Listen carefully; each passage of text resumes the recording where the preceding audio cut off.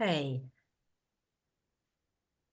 So we are now streaming live. So good afternoon, everybody. My name is Aurora Dawn Campbell, your host at the IAPC&M for our 30-minute Wednesday midweek half-hour session, Ask Us Anything About Accreditation. And as you know, I always like to be accompanied by a lovely, wise coach, mentor, or training provider that can shed some light on coaching and all things accreditation. And today is no different. I'm joined by Margit Jones Hochstrauser. Did I say that correctly? Absolutely, Hochstrasse, very well indeed. It sounds German, but I think you're from the Netherlands, aren't you? No, I'm actually from Austria originally, but I've been in Austria. the UK since 1994, so a long, long time. Okay. Okay, lovely. Well, welcome, Margit. I should say finally, because you were going to be my guest about, I think it must be about 2 months ago now. Yes. And literally just before our call, after my lunch, anybody who's a regular might remember I put a post out. Well, I didn't, but my VA did, that I'd had an accident. So I'd fell and hit my face on a step.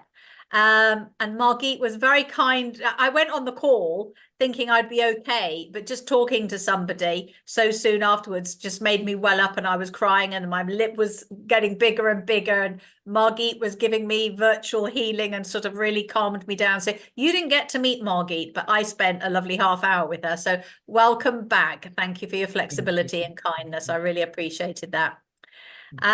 So I should say that Margit is a accredited master coach. She's also the founder of Consulting for Resolution, and she's an incredibly busy coach, primarily through to recommendations. She's been doing this since 2007, has well, I suppose we could say you're probably a fully booked coach. You're one of those rare people that spend most of your time coaching rather than marketing, because you've got so many clients and referrals. So well done. Hats off to you. We'd love to know more about how you do that. Thank you. Because that's Well, always a popular question.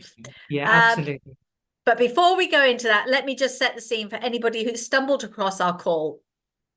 I know we've got a nice following of people who say it's kind of like a guilty pleasure, Margit, while they're having a cup of coffee or in my case, a smoothie, and just listening to a live streamed call. So whether you're interested in training to become a coach or a mentor, then somebody like Margit or myself is ideally placed to help you work out how do you add coaching and mentoring to your skill set.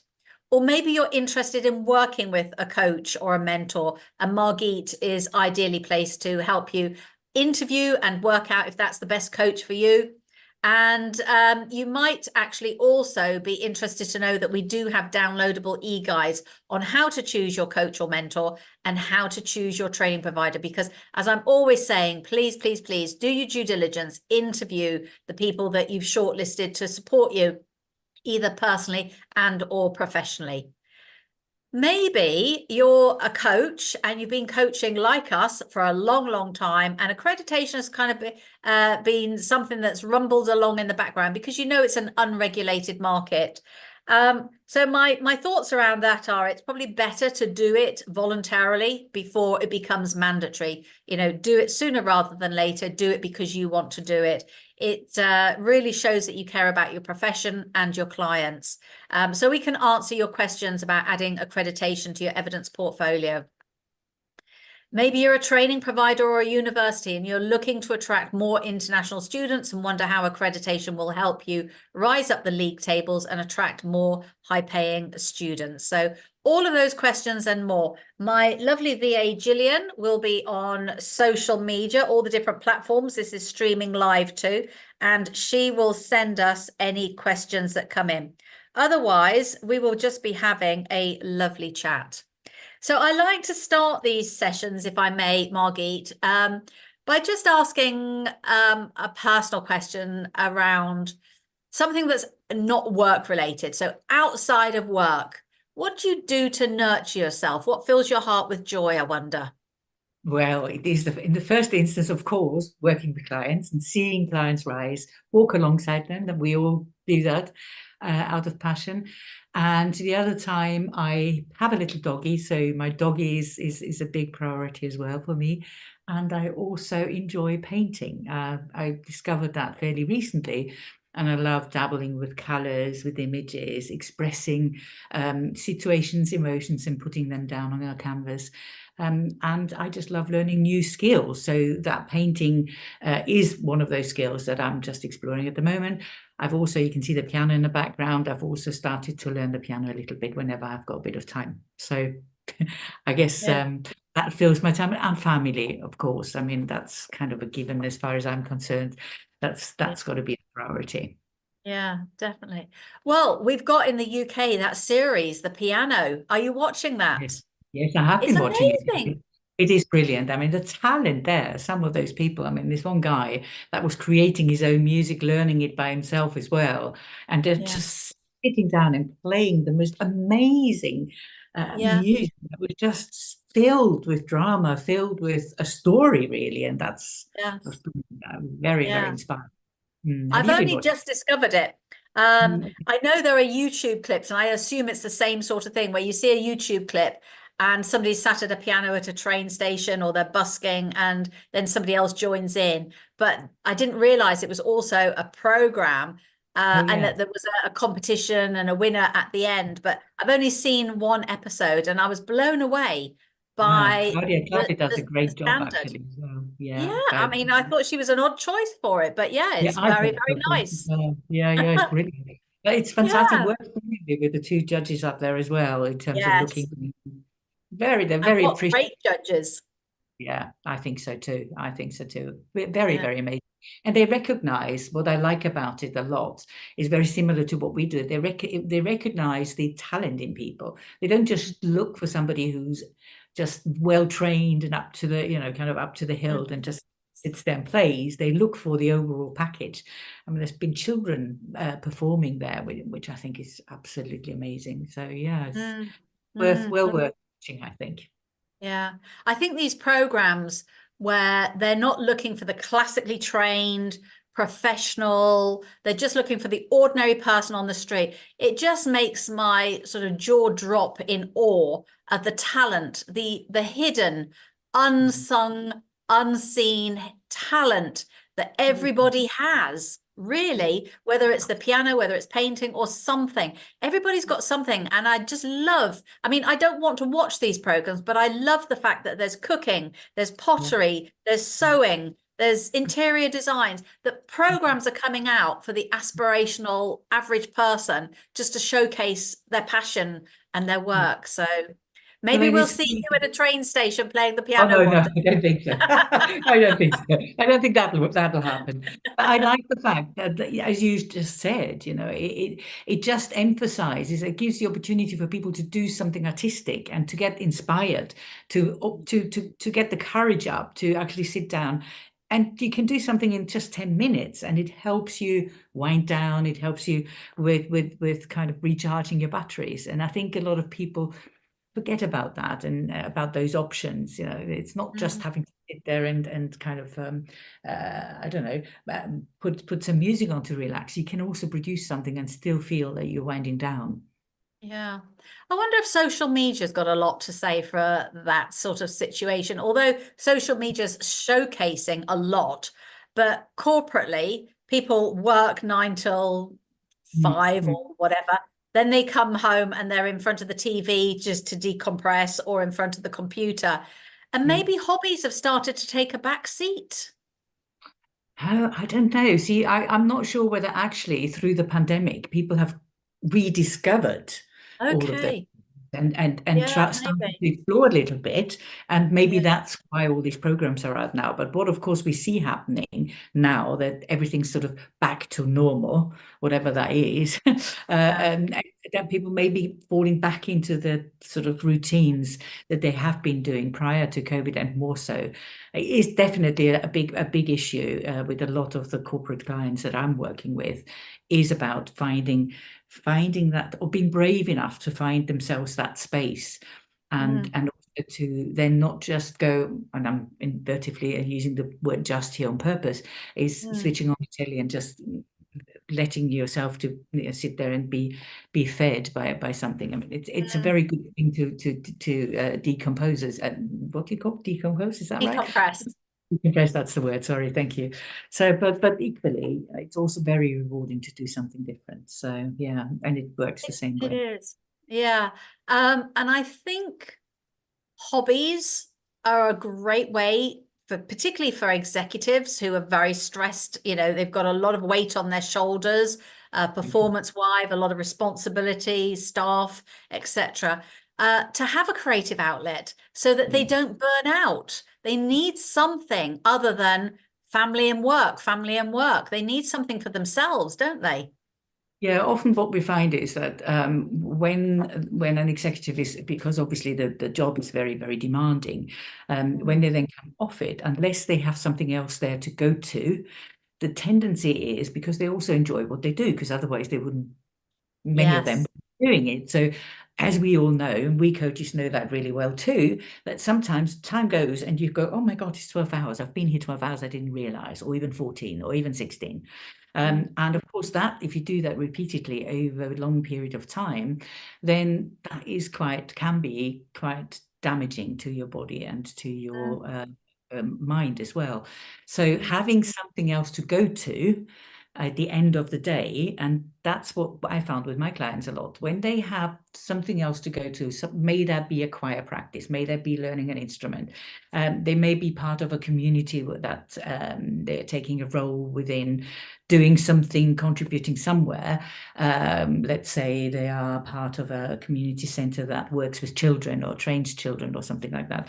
Then they have to be out of the office for a particular time in the evening.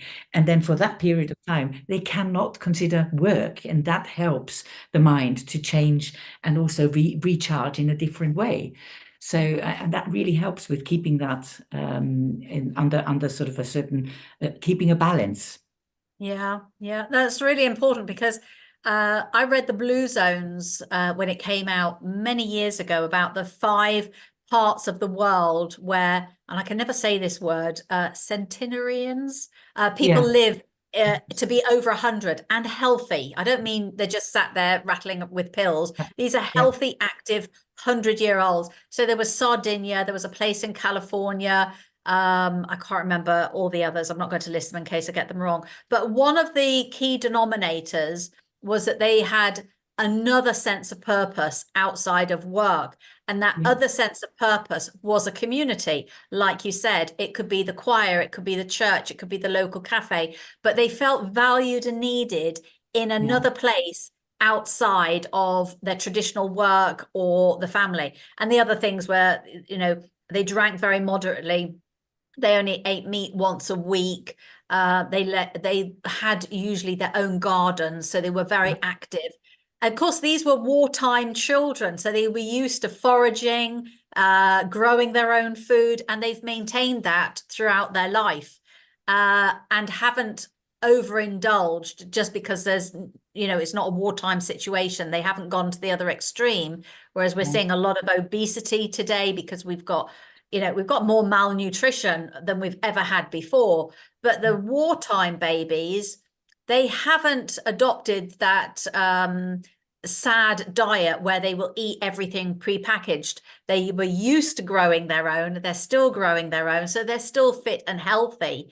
yeah, But as I say, one of the key denominators was that they had another sense of purpose. And that's yeah. what a lot of people forget. They think their sense of purpose is work, but you can have more than one sense of purpose. Absolutely. And it's really quite interesting when you start working with people that you notice that when you ask somebody, okay, so if you were to identify what your core purpose really truly is, and have you actually followed that in your life consistently, how many go, oh, I haven't done that in a long, long time, and I'm not even sure anymore. And for them to sit down and work out what is it actually that in line with their values, what they actually want to be doing and contributing, whether if that's contributing, whether if that's actually creating something, whether if that's an innovation, whatever it is that their personal aspiration in life is, how many of them have actually diverted off from that purely because the environment they found themselves in have just taken over basically, and have, so they've kind of gone with that and adjusted to the situation and lost themselves almost a little bit in it. And to have that stopgap and then stop and go, okay, well, actually, what is it? And having this extra purpose there is not only important for that moment while you are still in a very active, very important, very demanding role, but it's even more important when you come to a point in life where you might have, I don't know, health issues, or you're getting a bit older or whatever else. If you have another purpose there, then that really helps your mindset to stay fresh. You then have more energy to concentrate on finding your feet and finding your space where you are. And that is also something that a lot of us don't even consider and think about when we are in the midst of being in that corporate stream and working along and being busy and having an important part and an important role, and that we dedicate to ourselves completely. I think you've just hit on a really important point I hadn't really thought of. I mean, I'm from the forces, so I'm a forces child, and I can remember my mother saying that she wanted my father to retire early. Yeah. Because it was such a stressful environment that, and I'm sure it's the same with a lot of the forces, police, and also perhaps key workers like the NHS as well. But once they retire, they have nothing. They've lost their identity, their social status, putting aside, income and things like that. If they don't have hobbies throughout their life, then there's no period of transition. It's just like, I was working on Friday and now on Monday, I've got nothing to do. And typically people, well, my mum used to say, people die on the golf course very early because they have no sense of purpose. So she was determined that my dad would retire nice and early. And luckily that was several decades ago. But I think if people had hobbies throughout their life, that transition, we wouldn't be so stuck on the word retirement. Because what does retirement mean? We're not retiring from life. This is a whole new chapter. Absolutely. And a hobby or another sense of purpose or purposes would help ease that transition as you leave your job behind and start a new chapter.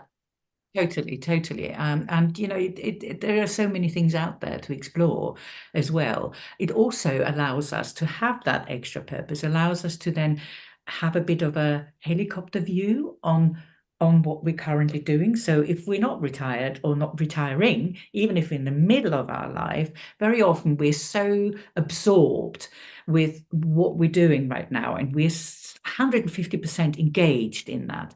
So very often when that engagement is there, and we know that from studies and research, that innovation doesn't actually happen when we're too focused on one thing. So the innovation and the creativity and the reflections and ideas keep coming once we be able to step back and look at things from a distance as a whole. And then very often things come up that we go, oh gosh, we missed that bit, or there's another opportunity that we could actually do.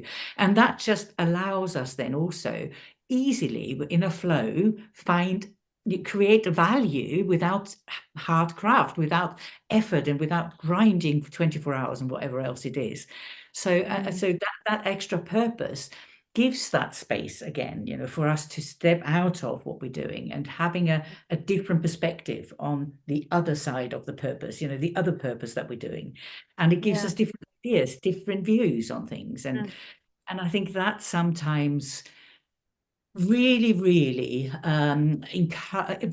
helps us to be more resilient, helps us to not be so fearful about certain things that are happening. Often people are very fearful about losing the job if they don't do the hours, if they don't fulfill everything that's there. The perfection thing, I saw the last Facebook chat, which was very inspiring, and of course it was all about how do you actually make sure that you take that make sure you take that break, and you make sure you don't burn out.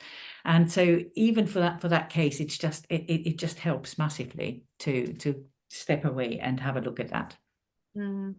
Well, it sounds like you do wonderful work, and you have a great work-life balance. You're learning the piano, and can I just say, Margie is being very modest when she says she just started painting a couple of years ago. You've shown me a lot of your work, and it is stunning. You have got a real flair for it. So you've got your artwork, you've got your family, and you've built up a thriving, very successful practice. Perhaps you'd just share for some of the younger generation who are coming up, how did you achieve that? Because there's no silver bullet. No, People I know want a quick fix, but what were some of the things that you did to lay the foundations to get to where you are today, please, Margaret? yeah, I mean, the first thing, I used to work in all different, a variety of industries prior to being a coach. And I came to the point midlife, I would say, which they call the midlife point around 40. And I'm kind of winking here, where I just thought, no, I need to do something different. I wasn't sure what to do. I knew I needed to do something different. My career, my prior career in corporate, always thrived because I was working with people. I loved to see people become better than I was and take better roles than I had. And that was the biggest reward for me when I was working with young people and helped them to achieve what they wanted to achieve in life. So I met a person, so I was on the search. I did a project management course and was thinking, do I go consulting? What do I do? Then I used to have a Reiki master years ago so I was introduced to the energy work. I've always been interested in that. That's been always with me all the way along. But then I thought, no, I just want to do something. And then the project management wasn't in itself what really fulfilled it. And then I met a coach, a fellow coach here in Bristol, and Sarah Gornall, if I may mention her, and she's incredible. She's an absolutely incredible, or is an absolutely incredible coach. And I called her up and I said, look, I've read about this, I've heard about this, I'm really curious, I'm interested, what do I do? And she said, well, there are different ways, there are schools, and she gave me a few training providers that I could contact. And I also went to a weekend, I think Noble Manhattan did a coaching weekend somewhere, where I just wanted to see what is it like, what might it be like. So I did all of that. And then I also joined the ICF chapter here in Bristol under Sarah Gorner at the time, just to meet some other people and coaches. And alongside that, I started my training with, yeah, a long time ago now. So I did a number of different training providers, but so I did the traditional coaching training, and then I did some NLP, I did some other timelines. We did a lot of short-term training with the people that came to speak at the chapter, where you could be an accredited trainer for certain techniques, like, for instance, if you did systemic coaching and you looked at that, we had silent coaching. So there's a huge variety of styles of coaching that you can apply and you can actually experience, you can be accredited in. But the biggest thing for me was, and that was one thing that Sarah also always said, is make sure you are becoming accredited. So I looked at that and I thought, okay, I'm not sure. There's a lot of money. Da, da, da, da. And then I thought ICF, and I thought, no, they're very American. Wasn't so sure. I wanted to be with somebody that was really quite, had a very strong, wide presence in Europe, that was working still global. And so that's how I came to the ICM, and that's where I joined you guys. And I just since then I did my accreditation there, and it just went from there. Initially, I was quite surprised because I was very, very motivated myself. I just said, I wanted by year one, I wanted to have that and that and that and that goal, and it didn't happen. And I went, oh. So I was a bit disappointed about that. And I talked to coaches and they all said, yes, it'll happen. It'll happen. You just need your practice. Dun, dun, dun, dun. So it took about 3 years until I sort of found my feet, and while I was still training as well. So it would have been really helpful for me at the time if somebody would have said, look, think about using 3 years to find your feet, to find your style, to make sure you establish yourself, you know what you're about, you understand. And also your own development goes alongside that, which I think through the accreditation process is also something that I discovered, that actually I thought I knew myself really well, but I developed alongside that accreditation. And alongside that, I became in myself a much more mature person. So there was 2 levels on that, and through the IC&M, I really managed to then also get some clients. I also met some wonderful other coaches, and I started to collaborate with colleagues. And then initially I worked in the circle of the people I knew. So I practiced, I did a lot of voluntary work. And I got my name out there, and I found my feet in terms of my style and how I deal with it. And then all of a sudden, after about, I don't know, 4 or 5 years, the ball started rolling by itself. People recommended the work. Somebody else brought somebody else and said, oh, look, I know somebody who really will benefit from that coaching.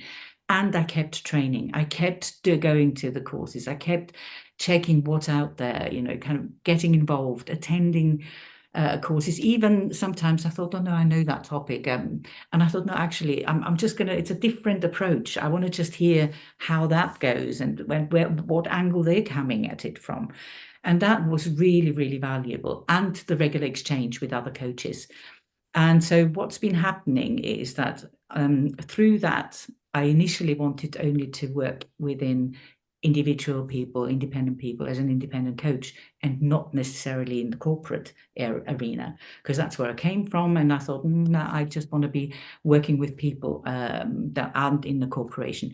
But because of my background, I then attracted people and started to realize that actually there is so much value in the experience I have, that I can also apply that and as a mentor or coach to then help work on that. And that's how I then came into leadership coaching. And we designed some when I'm saying we, is I found a colleague that I've been working with very, very closely. In fact, with 3 colleagues over the years that we've been working with very, very closely across Europe. And we've designed some leadership programs. And through doing those programs that would last up to 6 months, sometimes even 9 months, we then also got some coaching clients for the longer term. And that's kind of how it then starts.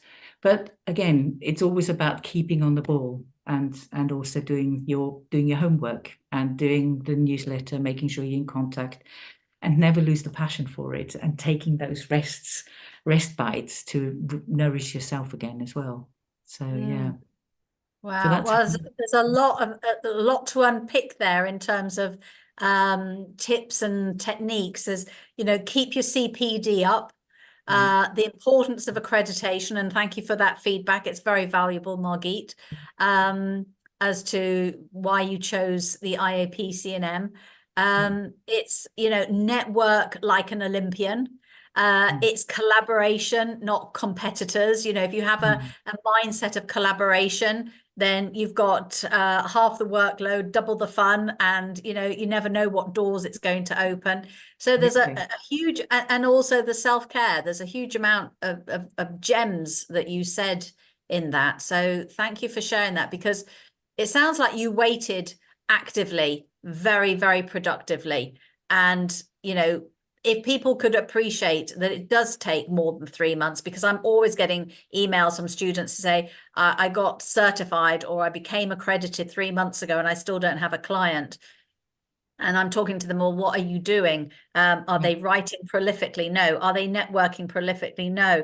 Are they following other coaches and networking and raising their profile on social media? Probably yes, in today's world, that's what most people will do. But we cannot sit there and think that because we're certified or accredited and insured, that coachees are going to knock down our door. There's a huge amount you have to do to raise your head above the parapet. It's you, PLC. You're paying yourself on a monthly basis. Nobody's dropping a salary into your bank account at the end of every month. You have to. I think Louise Elsie, who did a wonderful masterclass for us on, I think it was What It Takes to run a business, said you have to be something like 13 different roles: social media, bookkeeper, sales, PR, marketing, networking, admin, and as well as a coach. But you're only a coach if you're lucky 20% of the time in those informative years. Eventually you can take a leap of faith because you're 80% busy working on coaching. You can Yes. outsource all those other roles and start to consider having a thriving practice, but it does take a few years. Oh, and one other thing that I did do, which I think has been for me also a bit of a sort of a secret weapon, as I would say, in the best sense, is I've been working with a coach myself right from Oh, the of work, course. and Yeah. regularly, at least. So we did every other week. So and that was so useful, only purely because not only so that I knew what it feels like to be a coachee, because I think that's really important to be in that boat yourself, but Yes. that gave me the space to focus and keep the focus ourselves and Mm. somebody on the outside. And the weird thing was, I've never met that. I've never met my coach. Never, even to date. I worked with her for 12 years, 14 years. I never met her in person. We've Uh-huh. only ever spoken on the phone. And the Yeah. coaching and the relationship we built is just incredible. I mean, and that was so valuable. Really, really was, because it just helped me sometimes to get that external view or that Yeah. external opinion. If I had a client where I wasn't so sure about it, she is a supervisor. She was also a supervisor coach. So I Wow. could Yeah. do that and I could check in with her and say, look, this is what I've done. Was that within the guidelines? Is that how I'm meant to approach it? So that really, and then also I got confused. Initially, I got confused because I thought, well, I've learned so many different ways of coaching, types of coaching. So am I doing wrong if I'm mixing them all in and create my own style of doing that? So even that sometimes caused questions. And she was brilliant in standing there and kind of guiding me through that. And without it, I don't think that success would have been there in the same way. Wow. Well, top marks to your coach. Yeah. Yeah, you're absolutely right. I'm so glad you mentioned that because people can't underestimate the importance of walking the walk. You know, you're a coach. Why wouldn't you have your own coach that's going to hold you accountable and create that space for you to grow and who's going to share with you and motivate, inspire you, but ultimately hold you accountable for doing what you said you were going to do in the last session and so on. So yeah, very good point, Margit. Let me check the phone, see if there are any questions from Gillian, please. Oh, she said, how would accreditation help when you meet crisis in coaching? I don't understand that question. How would accreditation help when you meet crisis in coaching? Maybe they I don't mean know. is what's the support? What's Yeah, support coaching yeah, from? maybe. I don't know. I don't know if you can find out from the person who asked the question, if you can clarify.